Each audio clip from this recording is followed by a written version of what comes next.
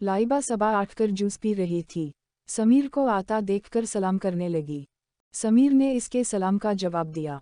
लाइबा ने फौरा समीर से कहा, भाई आप यहाँ सोफे पर बैठी हैं, मामा बाबा को आपके आने की खबर करती हूँ।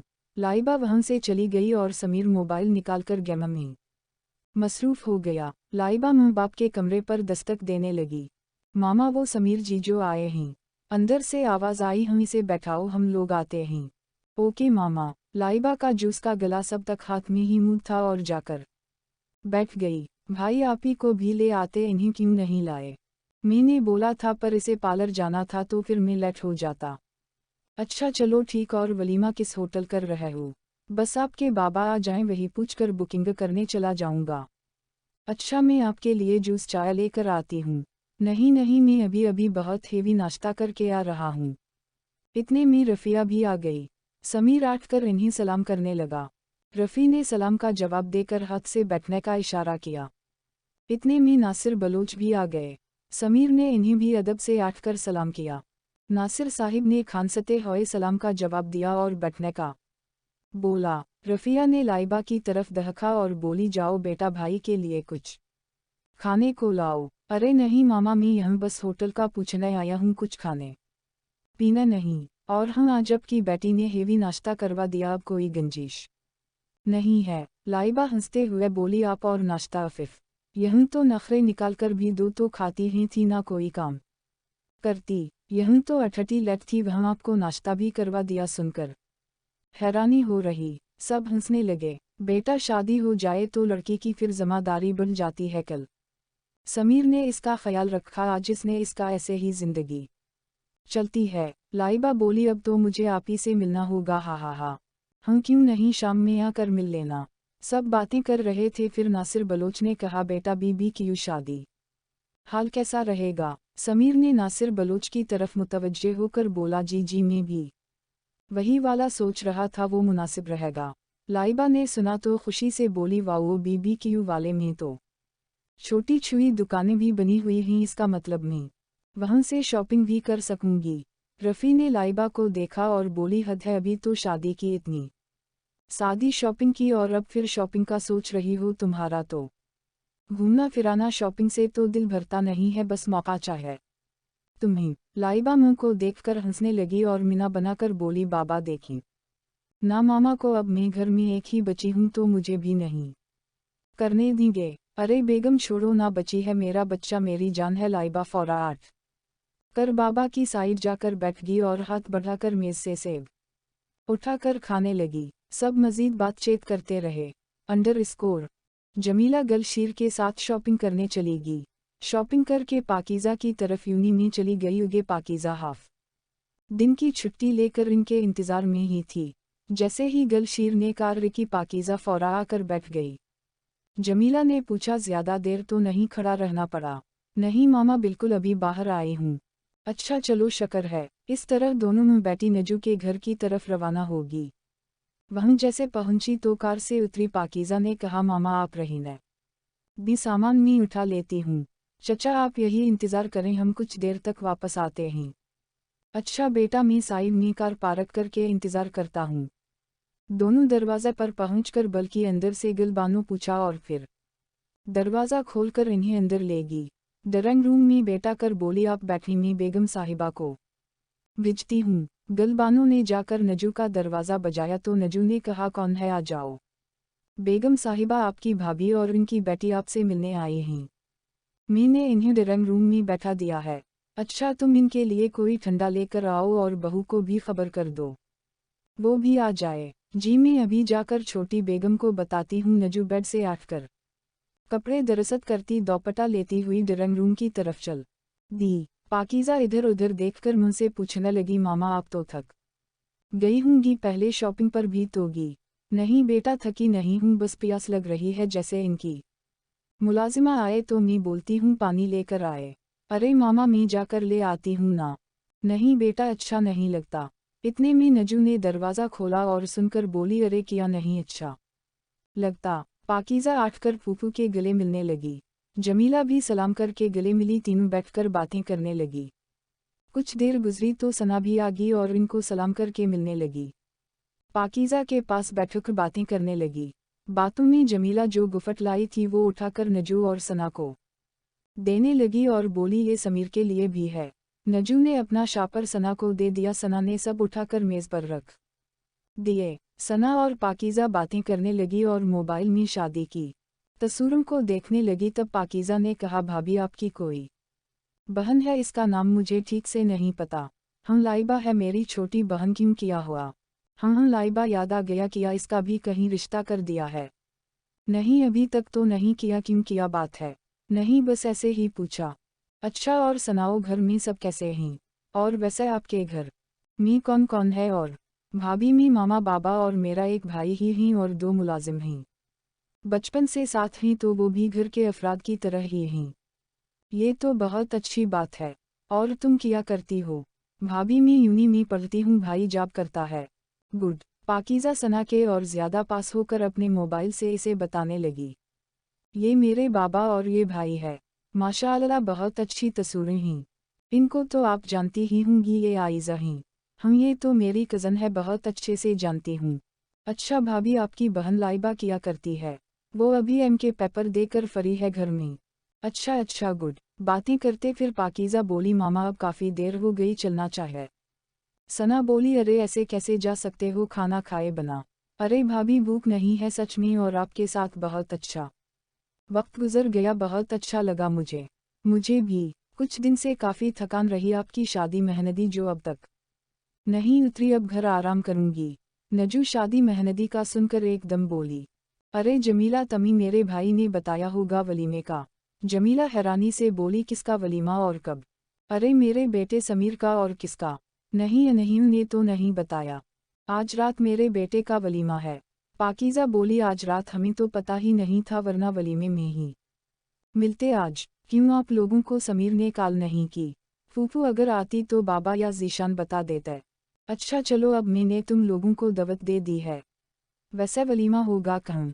नजू को होटल का नाम नहीं याद रहा तो सना को देखने लगी। सना ने कहा वो BBQ नाइट में। ओह अच्छा रात कितने बजे है? 8 से शुरू होगा 10-11 तक। अच्छा ठीक है। जमीला बोली अच्छा अब हमें इजाज़त दी, बहुत टाइम हो गया। इजाज़त के साथ वो घर को निकल गईं। शाम होते ही तैयारी करके सब वलीमे पर चले गए। सब मिले, बातें की और पाकीज़ा ने मुझसे जीशान और लाइबा की बात की तो मैं खुश हुई और वलीमे में ही इन लोगों से रिश्ते की बात कर ली। जीशान और लाइबा दोनों शर्माते रहे और दिल ही दिल में खुश, क्योंकि दोनों को एतजाज़ नहीं था। वहाँ बात हुई और मन्नी की तारीख तक तय होगी। पाकीज़ा घर आते ही जिद करने लगी कि जैशु मुझे शॉपिंग ले जाओ। जीशान भी तंग करने लगा नहीं नहीं जैशु चलो ना, इस बार में मन्नी मेहंदी शादी सब एक साथ ले लूँगी, दोबारा नहीं तंग करूँगी। जीशान ने बोला ओके चलो, क्योंकि इसे भी लाइबा के लिए गुफ्त लेना था जो इसे मन्नी के दिन देता। अगले दिन हफ्ता था। जीशान ने ऑफिस से छुट्टी कर ली और पाकीज़ा ने भी, और दोनों नाश्ते के बाद मॉल के लिए निकले। दोनों खुश थे, जीशान लाइबा के लिए और पाकीज़ा शॉपिंग के लिए। दोनों ट्रैफिक में फंस गए। अंडर स्कोर शहरी सबा उठा और बना कुछ खाए पिए घर से निकल गया, क्योंकि मुंह से इसकी नाराज़गी थी। सबा से ऑफिस में भी इसका दिल नहीं लग रहा था। इसने जैसे ही कैलेंडर पर तारीख देखी तो बहुत ज़ोर से मेज़ पर मुक्का मारा और बोला ओ शट, आज रात 12 के बाद मामा की सालगिरह है, मैं तारीख भूल गया और फजूल में इन से नाराज़ हो गया। वो ऑफिस में बताकर माल की तरफ मामा के लिए गुफ्त लेने निकाला तो ट्रैफिक में फंस गया। उसी ट्रैफिक में शहरी ने पाकीज़ा को जीशान के साथ हंसते देखा। वो कार से निकलकर पहनचता की कॉल स्टार्ट होकर जाने लगी। तब शहरी फौरा इस कार को फॉलो करने लगा। वो कार एक माल के बाहर रुकी। शहरी ने अपनी कार पार्क में लगाई तो जीशान और पाकीज़ा अंदर जा चुके थे। पाकीज़ा अपनी शॉपिंग करने लगी। शहरी इनके पीछे अंदर आया मगर वो नज़रों से आझल हो चुके थे। शहरी हर तरफ इन्हीं देखता रहा मगर नज़र नहीं आए तो उदास चेहरा बनाकर एक दुकान में अपनी मामा के लिए गुफ्त कपड़े लेने गया। वहाँ देखा तो जीशान और पाकीज़ा भी थे। पाकीज़ा हर ड्रेस खुद के साथ लगा कर देख रही थी।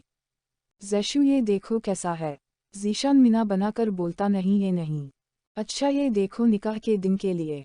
अच्छा पाकी अब जल्दी लो, मुझे और भी काम है। अच्छा आप ये पैक करवा लो। शहरी ने जब सुना निकाह और वलीमा तो इसका दिल टूट गया और इसकी आंखों में आंसू आ गए जब ज़ीशान की बाजू में इसकी बाजू देखी और साथ बोल रही थी जैशु बर्गर खाना है, फिर मुझे घर छोड़ देना। शहरी को अब यकीन हो गया कि पाकीज़ा ज़ीशान की होने वाली बीवी है।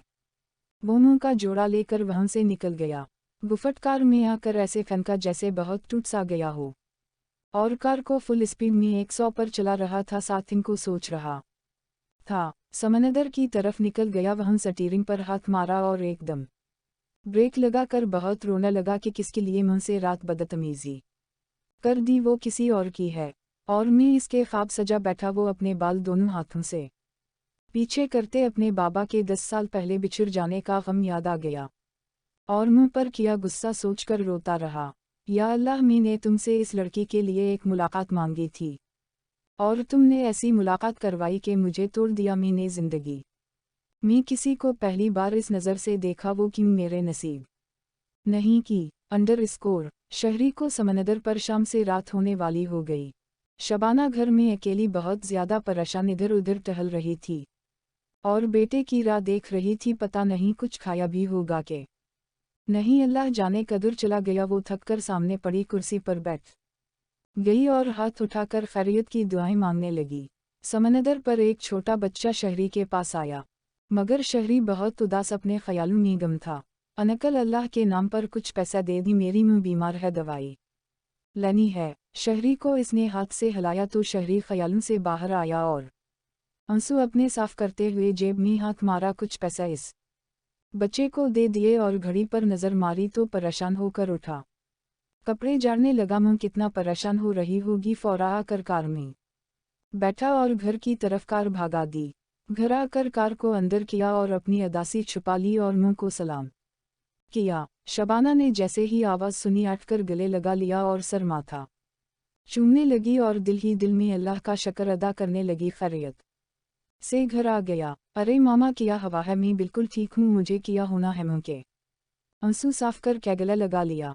शबाना रोते हुए बोली, बेटा मुझे माफ़ कर दो। अरे मुँह बस करें, मुझे गर्मा गर्म चाय पिला दी, मैं बाहर से खाना खा कर आया हूँ, आज मीटिंग थी। शहरी ने झूठ बोला और खाने का मीना कर दिया और चाय का बोलकर कमरे में चला गया। कमरे में मोबाइल परस रखकर सीधा वॉशरूम चला गया। वहीं शीशे में अपने आप को देखकर पाकीज़ा और ज़ीशान को सोचकर बहुत बेजारी से बालों में हाथ मारकर पीछे करने लगा। पानी का नलका खोला और मीना धोने लगा। तौलिया उठाकर मीना साफ करता बाहर आया और मुंह को सोफे पर बैठा देखा। जाकर इनके कदमों में ज़मीन पर बैठकर खामोशी से सर इनकी गोद में रख लिया। शबाना बेटे के सर पर हाथ घूमती रही और बहुत बातें करती रही, मगर शहरी अपनी दुनिया में गम था। मुँह की एक भी बात नहीं सुनी। बेटे, चाय ठंडी हो रही है, फिर बोलूगे? मैं ठंडी ले आई। शहरी हवास में आते ही बोला, चाय का अब दिल नहीं रहा मामा, में ने एक फैसला किया। ये शबाना बेटे की तरफ देखते हुए बोली, किया फैसला? मामा, आपको तबसम पसंद है ना? अरे छोड़ो तबसम की बात को, आराम से चाय पियो। क्योंकि मैं जानती थी कल उसी बात से रोटकर भूखा सो गया था, तो अब फिर नाराज नहीं करना चाहती थी। शहरी मुंह का हाथ पकड़कर बोला, मामा बताए ना। हम पसंद है, मगर तो मामा मुझे आपकी पसंद कबूल है। किया? तुम्हारी तबीयत तो ठीक है ना? जी जी ठीक हूँ, अब आप बेशक कल ही रिश्ते की बात कर लें, मुझे कोई एतजाज़ नहीं। शबाना बहुत खुश हुई और बेटे का माथा चूमने लगी। 12 बजने से पहले ही मुंह के उगे गुफट केक रखा और काटकर बरत मीना ली। शबाना बेटे को देखकर बोली, ये सब करने की क्या ज़रूरत थी? और ये गुफट, इस गुफट के उगे तो कुछ नहीं जो आज तुमने मुझे दिया है। मेरी तबसम मेरे लिए गुफट है।